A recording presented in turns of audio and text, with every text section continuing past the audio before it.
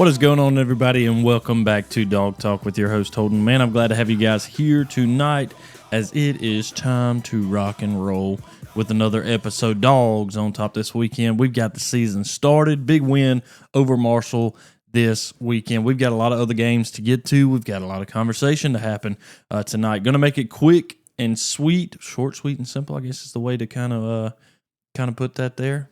But anyways, let's get right to it. Going to start off with some news and notes, a little bit of an injury update on some things, obviously then getting to the game. And then we'll talk about some of these other games that went on around the country because it's been a weekend full of it. Let's start off some of the news and notes. Georgia does get this win, which moves Georgia to 32 straight games at Sanford Stadium, which is really cool, really awesome to continue this streak here at home. I got a couple of more games, obviously, coming up here. Well, I guess really just one more game here before we go on the road to Tennessee in a couple of weeks. So a chance to continue that streak. I believe this also sets an SEC record of 32 games also on a streak at home. In that stand, Kirby is 10-0. He's 10-0 in openers. I guess that's not technically in that stand because, anyway, I'm not going to talk about that. But Kirby 10-0 in openers at Georgia since coming to Georgia as the head coach. That's pretty neat stat considering some of the other coaches around who may not necessarily have that same record there in their openers. And then Georgia also is 12 straight openers for Georgia since the last time having a loss there before Kirby came onto the scene. So pretty neat there, pretty fun. I did see a stat earlier that was pretty impressive. Georgia's in not necessarily multi-hundreds, but it's hundreds of games of wins in openers and only like 27 losses. So that's pretty impressive for as long as Georgia's been playing football to have like 100 and something. I wish I remember the number now. To like 27 record opening. So pretty nice there. Good way to start the season.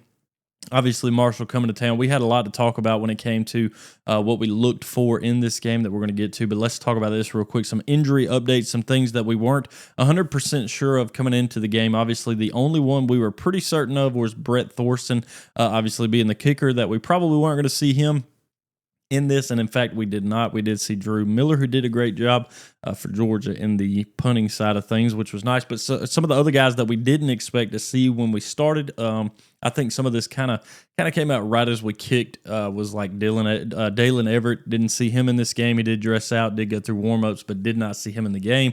Kirby did say that he was injured. No specification as far as what that injury was. Some of the injuries during the game that did happen. One was Juan Gaston, obviously the offensive lineman there. He exited in the first quarter with an ankle.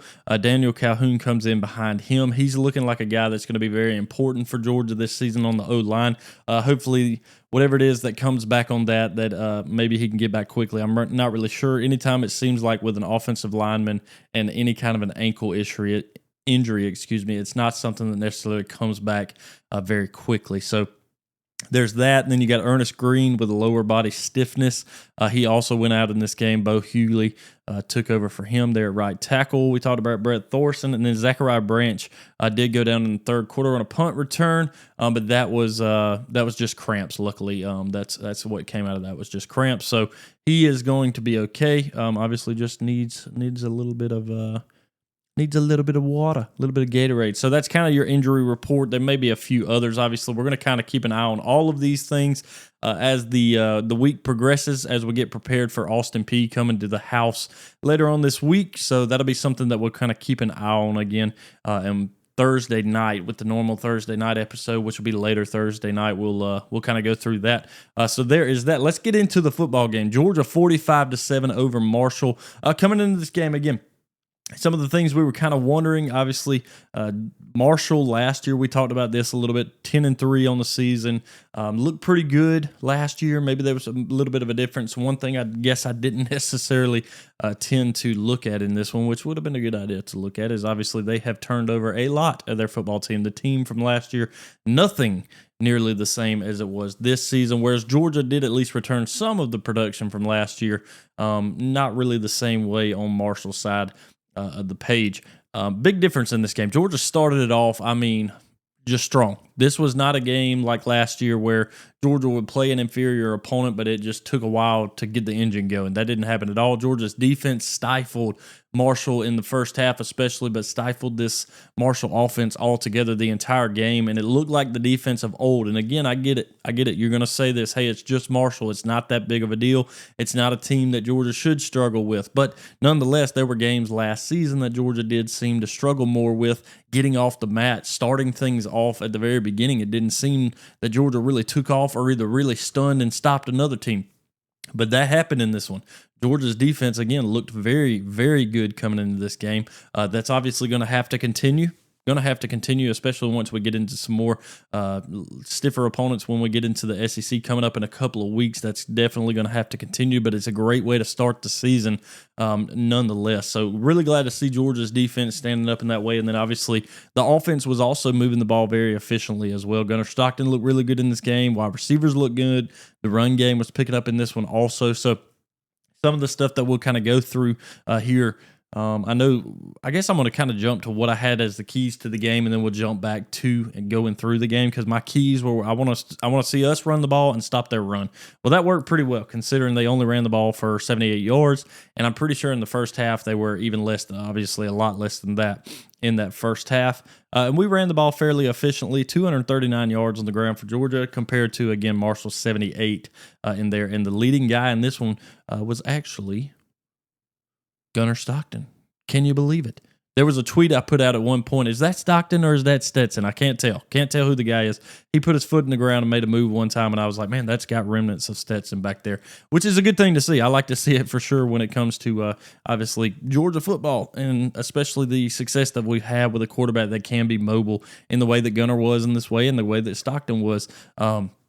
So that's nice to see. Right behind him, Dwight Phillips, 60 yards, 1 touchdown. By the way, Gunnar did get in twice also on the ground. Nate Frazier, 47 yards in this one. Chauncey Bowens, 33 yards in this one. Hard not to say Bowers when you're talking Georgia football on there. Ryan Puglisi, also 13 yards on the ground. Bo Walker, 12. Josh McCray, 6. Cash Jones with 1. Dylan Bell did lose 6 yards on the ground tonight, in that game. But again, 239 yards. 3 of those touchdowns did come on the ground, so that was good to see. I did want to see early adjustments if needed. There never needed to be any kind of early adjustments in this game because Georgia did a really good job throughout the entire game with any adjustments that they needed to make. You didn't really see anything that needed to really change. Again, the defense looked good. Offense also was clicking on all cylinders. The last one was be physical, and I think they did that very well. And again, the defense of Georgia was the thing that kind of stood out to me of how great Georgia's defense played in this football game. Again, allowing them only 78 yards on the ground, 129 through the air. Let's kind of look at just everybody statistically what we had going in this game. Gunnar Stockton does go 14 for 24, 190 yards in this game. 7.9 was his average, 2 touchdowns, no interceptions, which obviously you really like to see in this game. I was trying to see his percentage. I had it pulled up here. If I can look back at it. Yeah, he threw 58.3%, not necessarily the greatest. Again, 190 yards, 2 touchdowns, 1 long for 47 yards, which, again, good to see. Puglisi right behind him, 5 for 8, obviously coming in that second half, late third, start of the fourth quarter, all of the fourth quarter. Him, 59 yards through the air, averaged 7.1 yard or 7.4. Did have the 1 touchdown also, so it was nice to see him actually throw the ball as well. He was 62.5% through the air. Really good to see both quarterbacks in this situation. This was an opportunity, again, to get some of those young guys in, get your depth built up, which is something that we needed. One thing I will say that was a little bit of a surprise to me in a good way, not a whoa, what's up with this, but a lot of our running backs that we saw in this game, even some of the wide receivers that we saw in this football game that caught the ball, it was a good surprise to see a lot of these guys that were stepping up and that were making a name happen for themselves in this game. Dwight Phillips being one of those. He ran with his hair on fire the entire game. It was good to see that. Obviously, we talked about what it was going to be with Nate. Nate looked good in this game as well, but Dwight Phillips seemed to bring another little level to it, which was good to see. Gunnar running, obviously, was exciting to see. And then in the receiving core, it looked like this. Zachariah Branch, 1 touchdown on 3 touches, 95 yards. He averaged 31.7.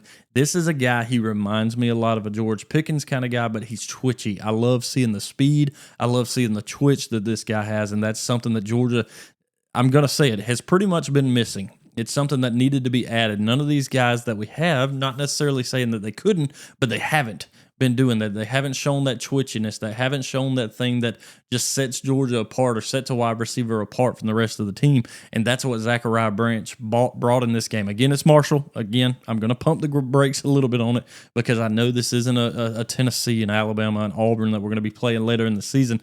But it's really good to see this early and often also in this game because that happened. Oscar Delp also 2 touches, 33 yards. Colby Young, good to see him back, 2 touches, 30 yards. Elias Williams also with a catch of 23-yard touchdown catch, which was good to see there too. London Humphreys also 3, 8 yards, and he also had a touchdown in this one. So a lot of guys getting touches, Thomas Blackshear, Cash Jones, Sokovie White, all of these guys getting in on the action there. So it was good to see all of this happen. Again, 249 yards through the air, 3 touchdowns is how that looks. And then you look total. When we get to the kind of the totals in this is offensively, Georgia put up 488 total yards in this game, holding Marshall to only 207 in that one. This is one of the differences that I do want to see change a little bit. It was exciting to see the 4th down efficiency for Georgia because Georgia went for it 3 times, and all 3 times they were successful. But then on that 3rd down, not quite the same. 6 for 16 for Georgia. Now, we did hold them for 3 for 15, so that was at least good, but 38% is all that is for 6 for 16 there for Georgia. So want to see that definitely go up, being a little bit better there on 3rd down efficiency. But overall, hey, I can't complain too much. Only a couple of penalties against Georgia in this game. They did hold the ball 34 and a half minutes compared to 25 and a half, from Marshall. So, again, good to see that looking nice on the field. Then we look at some of the defensive stats. I do want to bring this up because I thought this was pretty neat. We talk about the Branch guys coming in and seeing what they're going to do. Can they make an impact immediately? They do. Zachariah Branch started in this game. Zion Branch didn't, but he still ended up leading the team in total tackles with 7, and all 7 of them being solo. Right behind him was Raylan, also with 7, but 6 of those were solo. Chris Cole had 5 in this game. C.J. Allen 4. K.J. Bolden had 4. Terrell Foster had 3. Gabe Harris had 2. All these other guys had a bunch of 1s. You did have a couple of tackles for loss there for Raylan. 1 for Chris Cole. K.J. Bolden did get a pass deflection in this one. Gabe Harris with 2 tackles for a loss as well. We also had a sack in here I thought I saw as well. It doesn't show up on here, but we did have 6 tackles for a loss. I could have swore there was a sack in here. Let me look at my other paper, and maybe I'll see our sack on the line. Yeah, Raylan Wilson. It says he had a sack in this one for whatever reason. It doesn't show up on my other paper, but I thought we had one. We affected the quarterback fairly well in this game. A lot of pass hurries, but we also, to me, in my opinion, we did a great job of also stopping a mobile quarterback, which is important when you have a quarterback that has the ability to be able to run and stretch plays and extend plays, but being able to stop that even in a team like Marshall, because again, last year we did not seem to do that quite as effectively as we did in this game, which was good to see. Again, Georgia, a fast start, didn't start slow. Offensively was starting fast. Defensively was shutting things down from the get-go. These guys came in with their hair on fire. They were ready to start the season, and it was a great way to start the season. So I was excited to see that, obviously, as all of us would. Peyton Woodring, only 1 field goal on the night. Obviously, he had all 6 of his extra points were made. That 1 field goal was for 43 yards. Drew Miller, 6 punts on the night. That was good. Zachariah Branch and K.J. Bolden were your punt returners in this one. No turnovers. No turnovers for Georgia in this one. Good to see on that side of things. No interceptions again. Didn't recall seeing any fumbles in this game either. So kind of a good note, I mean, defensively, when you do that good and there's no turnovers in this game, but you still score it and win it 45-7, pretty doggone good to look at the Dogs in that way. I could probably go a lot deeper into numbers and stuff like that, but I may save that and touch a little bit more, maybe with my guy Eric on that when the time comes for Thursday's I guess not preseason, but you know what I'm talking about as we get prepared. How about that for Austin Peay coming to town later on in the week? But that's going to kind of wrap up at least the recap of this game. 45-7. Georgia looked really good in this game. Excited to see what's going to happen as we move forward with this. Austin Peay did obviously upset, as they say, a Middle Tennessee State last week. Not a Georgia team, but we're going to see what that brings to the house this coming weekend. Georgia's going to be prepared for that when the time comes. We'll talk more on that as we kind of, again, preview that game coming up on Thursday. But glad to see the Dogs starting things off 1-0, continuing that home win streak, continuing that Kirby opening win streak. By the way, here's something I did want to say on that I should have said before. But Kirby being 10-0 in this, yes, is this a Marshall? Have we played some of these more cupcake games, as they say, to start the season? We have, absolutely. But Georgia has also played Clemson a couple of times. Georgia has also played Oregon a couple of times. So it's not like Georgia has played just nobodies to start the season, all 10 of these games that Kirby has coached in. That's not the case. Kirby has coached in some really tough football games to start the season, and nonetheless, he's still 10-0 in his opener. So congrats out to Kirby on that. Hopefully we can continue that for years and years to come. So let's get to some of the other games. Oh, I did predict this game also, 38-17. Got that wrong. Have no problem with that. Hey, when it was 38-7,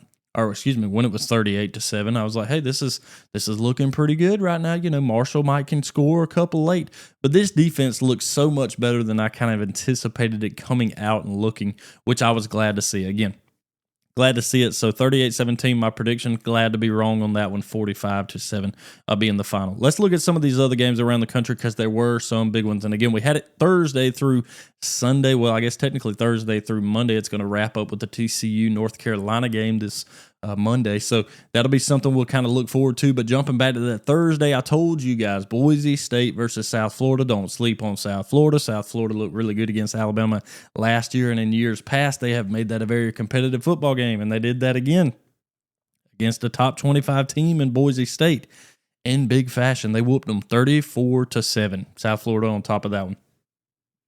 Don't sleep on them, because those guys are nothing to be slept on. So that was the final there, 34-7. Again, South Florida on top of Boise State. I want to go to some of the other bigger games. Obviously, you had the 12 o'clock kick, Texas, Ohio State. Again, this is kind of one of those. I don't know if you win or lose really by losing this football game in Texas and Ohio State, because it's the first game of the season. You got the whole season left to play. And this one also ended 14-7. Neither team really just blew my doors off as far as how good they were. And neither team, with exception of this, I will say this, both of their teams, on Texas and Ohio State, both defenses look very, very good. Offensively, nothing to really, sneeze at, but defensively look really good. I'd love to see a team whose offense is very explosive come in and potentially see what these defenses are actually made of, which we're going to get to see as the season goes, and these teams obviously play other opponents. Some of the other games, again, big games around the country. Number 9 LSU versus number 4 Clemson in Death Valley, whichever one you want to think of that as. LSU walks away with it, 17-10. I was surprised. Again, I think I was pulling Clemson on this one on some of the picks that I had before the season or before this game got started. Again, Brian Kelly had not won these openers. He struggled for the last 5-6 years to win the opener, something opposite of Kirby, and he finally got it. He finally did it at Clemson. Again, this was another one that I think defensively, this was a really, really good football game defensively. Offensively, LSU looked good at times. Clemson looked good at times. But defensively, both of these teams are going to be really good.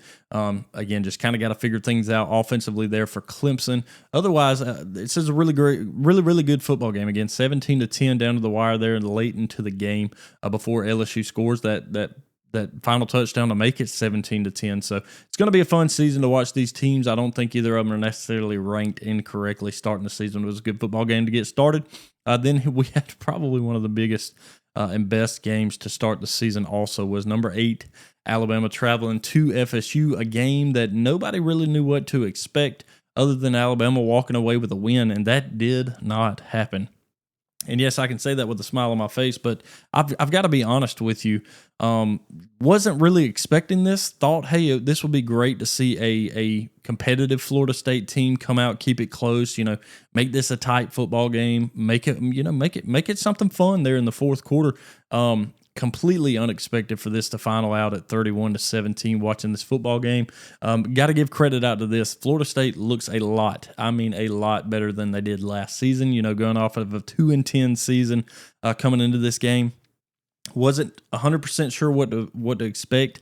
I did know, at least with the quarterback there, that FSU is going to be better than they were last year for sure. Did not expect them to be that much better. And two things on that: one, defensively looked a lot better. Reminded me of a couple of years ago FSU defense, which was good to see. And then offensively, again, quarterback was making things happen both with his legs and with his arm as well. So Florida State on top of that one, 31-17. Also have to say this: Alabama, not a very good football team right now, at least in that game. From everything that showed in that, they don't look like world beaters. It definitely doesn't look like the Alabama of old. And the thing about it is, they just don't look very motivated to play football. That was kind of the weird thing, is it was almost like they didn't care.